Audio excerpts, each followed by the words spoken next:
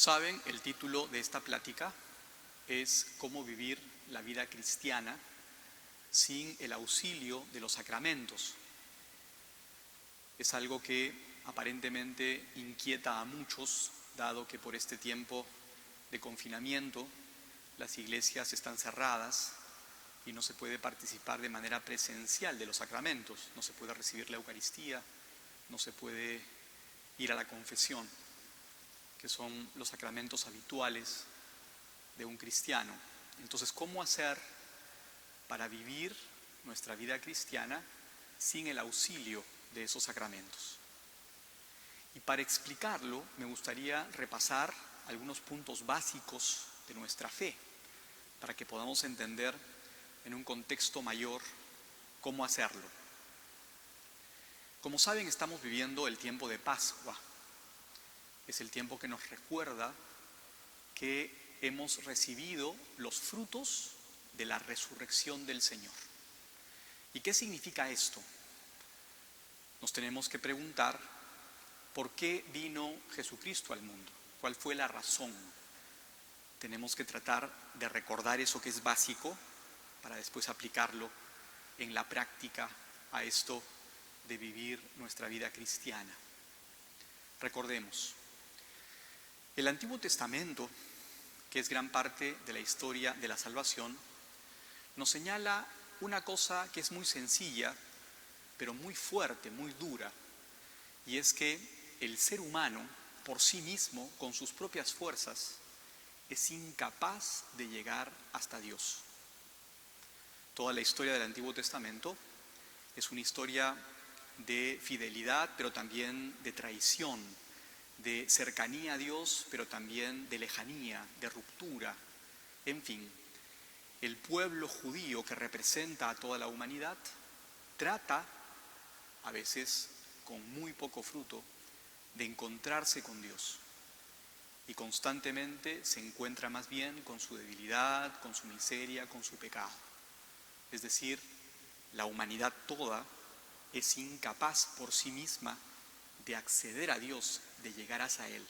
¿Y cuál es la razón? Pues una razón muy sencilla, y es el pecado. La palabra pecado, hay que entenderlo, significa ruptura. A veces pensamos que el pecado es solamente el mal moral, matar, robar, mentir. No es así. Esos son, por supuesto, pecados reales. Pero el pecado ampliamente es la ruptura con Dios. Es decir, que hay entre Dios y la humanidad una brecha, un abismo, que es necesario sortear, saltar para llegar a Él. Y eso, como les decía, para la humanidad era imposible. Y el Antiguo Testamento, si lo leemos con cuidado, es una expresión gráfica de eso. Se trata, pero no se puede. Entonces, Jesucristo viene al mundo, se encarna en la humanidad, el Hijo de Dios, verdadero Dios como el Padre y el Espíritu Santo, se encarna en la humanidad para lograr hacer lo que el ser humano no puede, y es un camino hacia el cielo.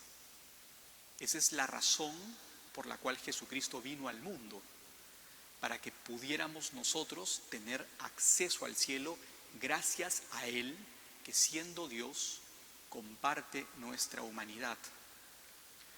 Yo recuerdo mucho un auto sacramental, que son estas obras de teatro de la época de la colonia, de Calderón de la Barca, en donde nos muestran justamente a Jesucristo en diálogo con el Padre y el Espíritu Santo, decidiendo la encarnación. Y la razón de esa encarnación es justamente la fragilidad, la debilidad del ser humano. Es un auto sacramental bellísimo, que podríamos buscarlo, está en internet a la mano, para leerlo. Incluso hay puestas en escena muy bellas al respecto que también nos ayudarían. Entonces, Jesucristo viene al mundo para que nosotros podamos, junto con Él, acceder a Dios. Por eso Jesucristo comparte nuestra vida completamente. Y no solamente los rasgos cotidianos de la vida, el comer, el beber, el vestirse, en fin, todo lo demás, sino comparte también nuestro dolor, nuestra soledad, nuestro sufrimiento, nuestra muerte, incluso nuestra debilidad, nuestro pecado, lo carga sobre sí para llevarlo a un punto máximo que es el de la cruz de Cristo, el de la crucifixión. Jesucristo, toda la experiencia humana, toda, sin excepción, con lo bueno y lo malo, lo lleva consigo por el camino de la cruz. Lo hace propio, lo hace suyo. Esa es la inmensa corresponsabilidad o solidaridad que tiene Jesús con nosotros. Se hace uno de nosotros y se hace incluso pecado y maldición para poder redimir esa situación, para poder salvarnos. ¿Salvarnos de qué? Pues de lo anterior, de no poder llegar a Dios, de no poder justamente salvar nuestra vida. La palabra salvación viene de salud. Salvador significa el que da la salud, el que devuelve la salud, y eso es Cristo. Nos devuelve la salud perdida por esta ruptura con Dios para que podamos justamente con Él llegar hacia el cielo. Evidentemente, la historia de Cristo no termina en la cruz, sino que termina en la resurrección. Y por eso, como les decía, el tiempo de Pascua es el que nos recuerda que vivimos de los frutos de la resurrección de Jesucristo. Jesucristo resucita y durante 40 días, como dice el Nuevo Testamento, se aparece a sus discípulos de distintas maneras. En el día 40 es la ascensión, el misterio de la ascensión. Jesucristo vuelve al cielo, pero no vuelve únicamente como Hijo de Dios, como Dios, sino que vuelve como Dios encarnado, como Dios hecho hombre. Quiere decir que en esa ascensión la humanidad sube con Él. Entonces, a partir de ese momento, la humanidad también se hace parte de la comunión divina, de la realidad de Dios. Tenemos el acceso a Dios, el acceso al Padre, el acceso a la comunión trinitaria, gracias a esta ascensión. Y desde el cielo, en el día 50, después de la resurrección, Jesucristo nos envía el Espíritu Santo, el Paráclito.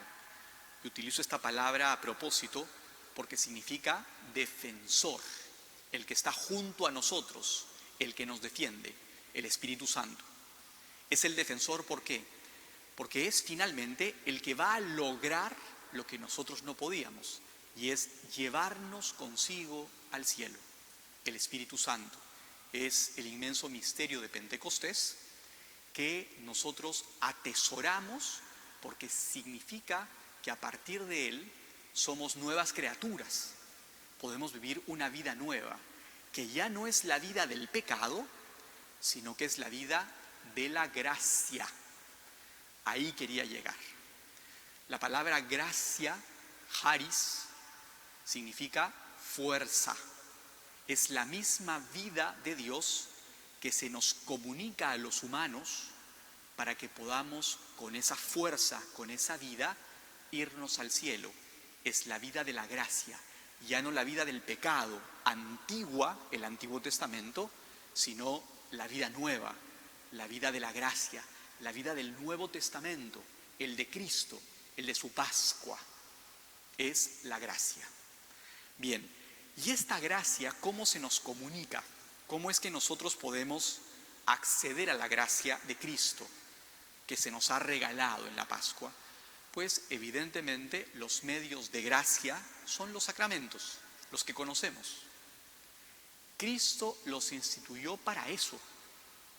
Los sacramentos existen para comunicarnos gracia, para que podamos recibir esta fuerza del Espíritu y elevarnos sobre nosotros mismos, sobre nuestras posibilidades caducas, para llegar mucho más allá, y es llegar a donde está Dios en el cielo, con nuestra oración, con nuestra libertad, con nuestra vida espiritual, tratando de vivir lo que Cristo ha enseñado en el Evangelio.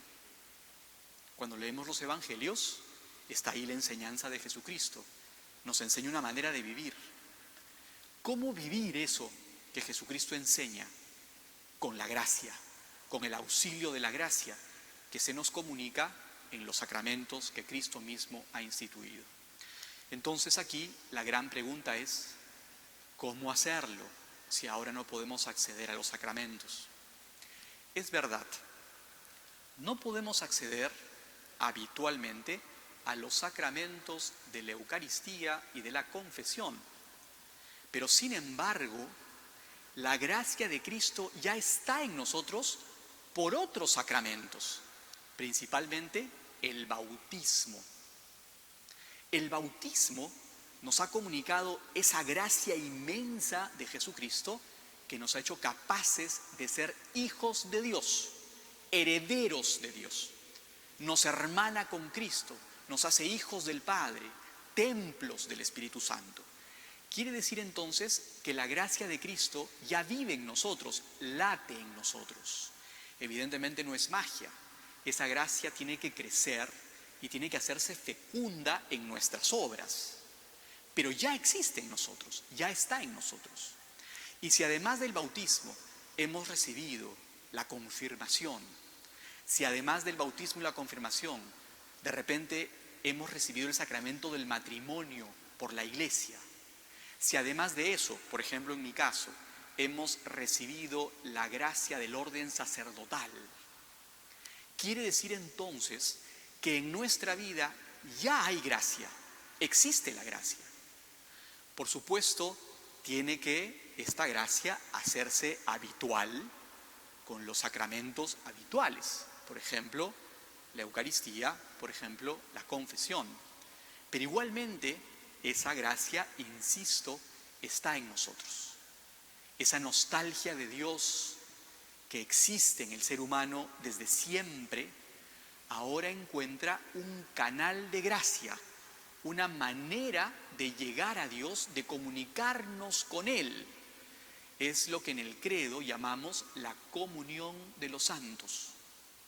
Quiere decir que todos los bautizados estamos unidos entre nosotros y entre nosotros unidos a Dios. Y gracias a esa unión espiritual, mística, misteriosa pero verdadera, es que podemos acceder al cielo. Entonces, si no podemos habitualmente acceder a la comunión, acceder a la confesión, ¿qué podemos hacer? Pues podemos poner justamente en movimiento esa gracia que ya existe en nosotros con la oración. La oración es parte integral de la vida cristiana, rezar. Y no rezar poco, sino rezar siempre, rezar mejor, rezar más cada día, mejor cada día. Porque la oración es justamente lo que pone en movimiento esa gracia que ya existe en nosotros por los sacramentos recibidos. La oración, a mí me gusta compararla con el oxígeno de la vida. Cuando un niño nace, lo primero que hace es llenar sus pulmones de aire, por eso llora, ¿no? Respira. Y gracias a eso empieza a vivir ya una vida independiente, autónoma. Bueno, la oración es el oxígeno de la fe.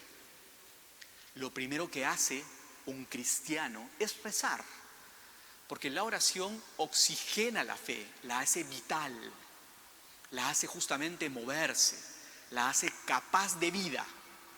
Y por eso tenemos que rezar, y mucho más en este tiempo, tenemos que cultivar la oración. Es muy importante, es, como les digo, el oxígeno de la fe. ¿Y qué oración podemos hacer para que esta gracia en nuestra vida nos mueva y nos acerque cada día más a Dios? Pues hay una en particular que es muy importante y es la oración con la Sagrada Escritura. Aquí tengo yo mi Biblia pequeña con la que rezo todos los días. Todos nosotros, ojalá, tenemos una Biblia en la casa. Ojalá no esté simplemente de adorno, sino que la usemos justamente para leerla, para meditarla y para rezar con ella. Aquí es justamente donde aprendemos a rezar. Y dentro de la Biblia hay un libro muy bello que es una escuela de oración, que es la oración de los salmos. Los salmos que se atribuyen su composición al rey David. Son oraciones de súplica, oraciones de alabanza, oraciones de contrición, de pedir perdón, de buscar misericordia, oraciones de confianza en Dios. En fin, todos los salmos nos enseñan a hablar con Dios, nos enseñan a acercarnos a Dios de distintas maneras. Cuando uno lee los salmos, uno finalmente encuentra 1, 2, quizás 3 que le representan de manera especial.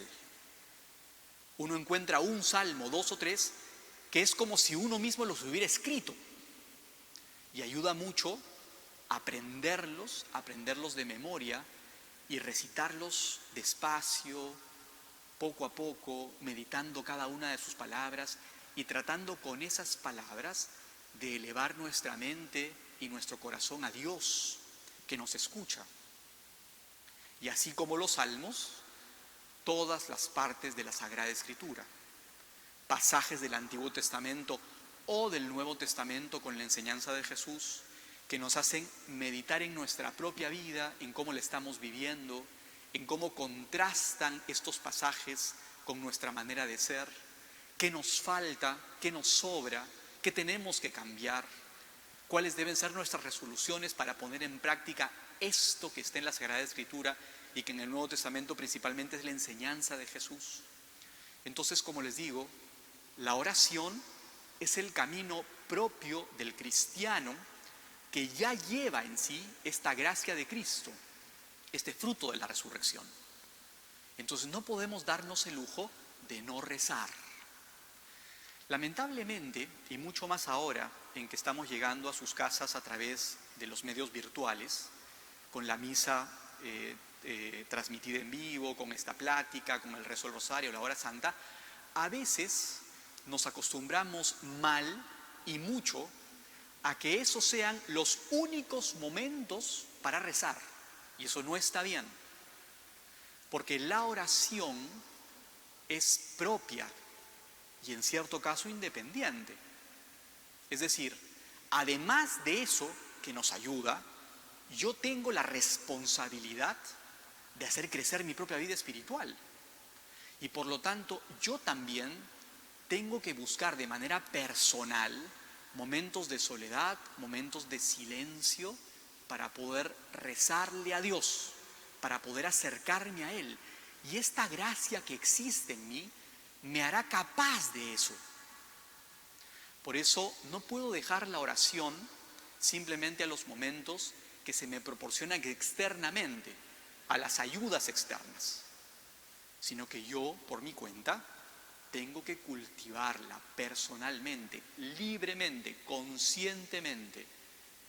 Y nadie puede decir que no tiene esa responsabilidad.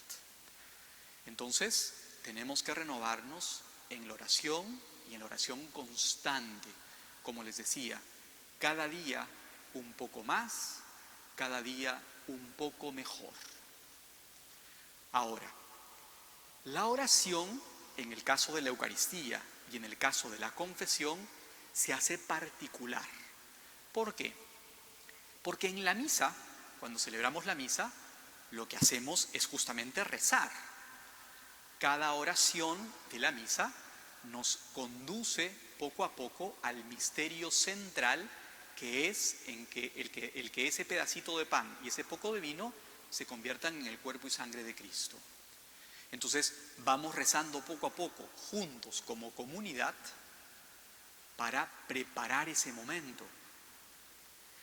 Se consagra el pan y el vino y luego participamos recibiendo la comunión. Pero como no podemos participar sacramentalmente, como no podemos participar materialmente, podemos hacerlo espiritualmente. ¿Gracias a qué? Gracias a la oración de la comunión espiritual. rezamos la comunión espiritual. La rezamos para que Jesús venga a habitar en nosotros, dado que no podemos recibirlo sacramentalmente. Esa pequeña oración, esa simple oración, tiene un valor inmenso, porque es disponer la mente y el corazón a que Jesús venga a habitar en mí. Y esto, como les digo, debe ser para nosotros un ejercicio constante. La comunión espiritual no está reservada solamente para el momento de la Eucaristía. Es decir, solo rezamos esa oración cuando vemos la misa por televisión, la escuchamos por radio o por la internet. No. La comunión espiritual podemos hacerla en cualquier momento, evidentemente preparándonos a ello, ¿no? Preparando nuestro espíritu, preparando nuestra mente, preparando nuestro corazón, rezándola y diciéndole a Jesús: ven a vivir en mí, ven a habitar en mí espiritualmente, dado que no puedo recibirte materialmente. Entonces, la oración es la respuesta, y es oración en particular mucho más, tratándose de la comunión espiritual. Y en el caso de la confesión, nuevamente la oración sale a nuestro rescate. ¿Cuál oración? Pues la oración de contrición, el acto de contrición. Cuando yo, con mis palabras o con palabras aprendidas pero que hago mías, le pido perdón a Dios por las faltas que cometo, que es un requisito también de la confesión sacramental. Pero cuando yo rezo contritamente, cuando me hago penitente, cuando me pongo en presencia de Dios, elevo mi mente y mi corazón al cielo, me pongo en presencia de Dios y le digo: Señor, he pecado en esto, concretamente, he quebrado mi relación contigo, perdóname por favor, contrito de corazón, humillado, me pongo en tus manos y te pido de rodillas perdón. Esa oración de contrición, gracias a la vida de gracia que ya vive en nosotros, nos hace capaces de recibir el perdón de Dios, porque es justamente lo que Cristo busca en nosotros, que nos pongamos en sus manos. Por eso tenemos que entender la inmensa misericordia de Dios, que se nos acerca de muchas maneras, de manera privilegiada, por supuesto, en los sacramentos, pero también de maneras mucho más ordinarias y sencillas, como la vida de oración, que nos hace capaces, una vez más, de llegar hasta Él. En pocas palabras, el misterio de la crucifixión de Jesucristo y de su resurrección, de su ascensión al cielo, de Pentecostés, no puede, gracias a Dios, encasillarse únicamente en los sacramentos, que son los canales habituales de gracia, pero no son los únicos.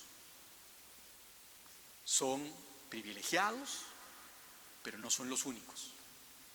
Entonces, por eso, en este tiempo en que estamos viviendo la lejanía de los sacramentos materialmente, tenemos que poner en movimiento la gracia que vive en nosotros, principalmente con la oración y, en el caso de la Eucaristía, con la comunión espiritual, y en el caso de la confesión, con el acto de contrición.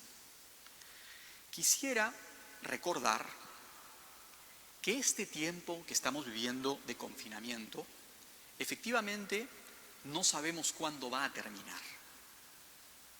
Sin embargo, sí sabemos que va a ser temporal, es decir, que en algún momento va a acabar. En algún momento, no sabemos cuándo, de repente a finales de año, de repente un poco más, las iglesias volverán a abrirse y volveremos a participar activamente de la liturgia, comulgando en la misa, confesándonos en el confesionario. Entonces, esto es temporal. ¿Y por qué hago hincapié en esto? Porque si bien estamos asistiendo ahora a la misa por los medios virtuales, el Papa hace unos días ha llamado la atención sobre cómo eso no puede hacerse una costumbre para siempre. Porque si bien es una participación virtual, no es una participación real. Y esto, con humildad y con contrición también, tenemos que aceptarlo. Entonces, no nos habituemos a estos medios virtuales, incluso porque son también muy cómodos. Es decir, yo me quedo en mi casa, de repente cómodamente sentado, viendo la misa, escuchándola por la internet, viéndola en la televisión. Eso está muy bien, pero insisto, temporalmente. Porque la participación activa de la Iglesia es justamente lo que le da al sacramento su vitalidad. La palabra iglesia, eclesia en griego, viene del hebreo kahal, significa congregación, significa convocación. Es el pueblo congregado por Dios, el pueblo convocado por Dios. Entonces, la iglesia, aunque doméstica en la casa, papá, mamá e hijos, o la familia, el núcleo familiar, aunque doméstica, esa realidad no agota la iglesia, sino que la expresión de la iglesia es la congregación, la convocación, todos los miembros de la iglesia. Por eso es que nos encontramos en las iglesias para celebrar los sacramentos. Entonces, insisto, esto es temporal y tenemos que, por supuesto, tomar estas medidas temporales y tratar de hacer lo mejor que podamos hasta el momento en que podamos volver a participar activamente de los sacramentos. No olvidemos esto. Además, también nos puede ayudar mucho el saber que hay muchos santos en la iglesia, incluso anónimos, que han vivido la mayor parte de su vida sin los sacramentos.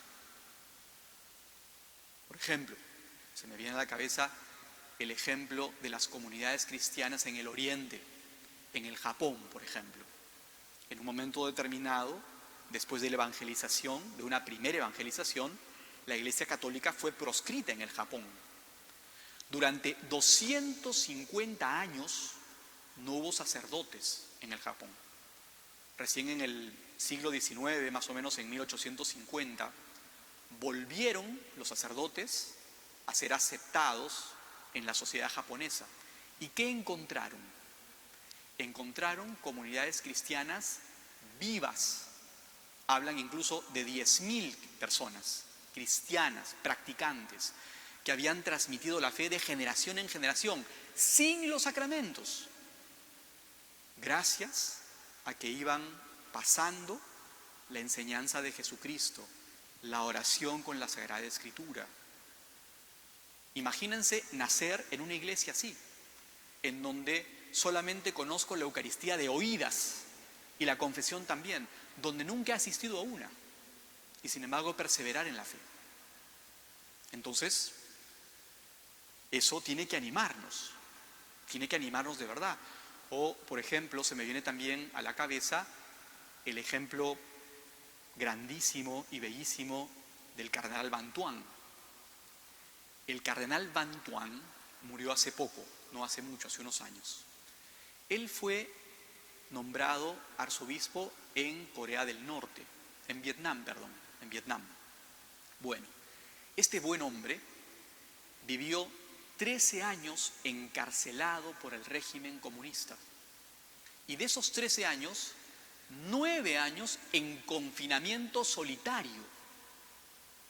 Y sin embargo, su fe persistió, perduró, a solas con Dios.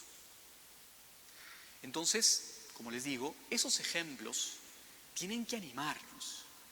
Y para terminar, además de animarnos, quiero decirles también que este no es el momento para quejarnos, no es el momento. Yo esta mañana recibí un mensaje de un amigo en donde me decía: nos han cerrado las iglesias. Eso no es verdad. No nos las han cerrado. Nosotros las hemos cerrado. Porque con responsabilidad queremos justamente ayudar a nuestros hermanos, a toda la humanidad, a que esta pandemia acabe. Entonces, no es el momento para quejarnos. Es verdad, yo les he puesto 2 ejemplos de una iglesia perseguida, pero nuestra iglesia en este momento no está siendo perseguida. En todo caso, no de esta manera. Entonces, no es momento para quejarnos. Es el momento para dar testimonio, para dar ejemplo. Y podemos hacerlo con la gracia de Cristo. Entonces, procuremos, como les digo, ser responsables cada uno de su propia vida espiritual, de su propia vida cristiana. La oración principalmente, la oración con la Sagrada Escritura, los Salmos, el Nuevo Testamento, repasar la enseñanza de Cristo, ponerla en práctica, la comunión espiritual, el acto de contrición, el rezo del rosario, el rezo del Vía Crucis, las novenas a las que estamos acostumbrados. Cada uno de nosotros es el primer y principal responsable de su vida espiritual. Y si nosotros no la ponemos en práctica, cualquier ayuda externa que nos acerquen no será suficiente, porque si éstas ya no existen, entonces, ¿qué pasará? Los animo, pues, como les digo, a perseverar. Ánimo, ánimo. Como dice el Evangelio, como dice el Señor en el Evangelio, el que persevere hasta el fin, ese se salvará. Pues bien, el fin de este confinamiento no sabemos cuándo será. Entonces, a perseverar, con fe, con esperanza y por supuesto con el amor de Dios que ha sido infundido en nuestros corazones por la gracia que se nos ha dado. Que Dios los bendiga y que podamos, Dios mediante, encontrarnos pronto nuevamente con la iglesia abierta.